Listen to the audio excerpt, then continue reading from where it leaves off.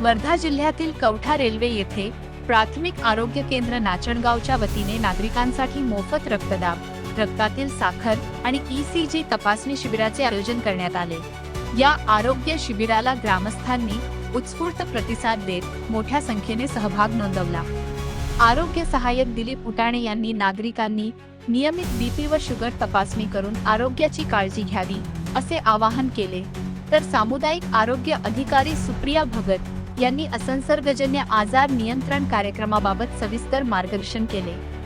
शिबिरात लाभार्थ्यांची BP, sugar आणि ECG तपासणी करण्यात आली।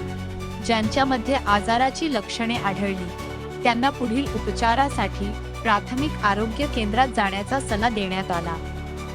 जिल्हा आरोग्य अधिकारी डॉक्टर स्वप्नील बेले आणि तालुका आरोग्य अधिकारी डॉक्टर मोनाली मामिलवार यांच्या मार्गदर्शनाखाली हा उपक्रम राबविण्यात आला।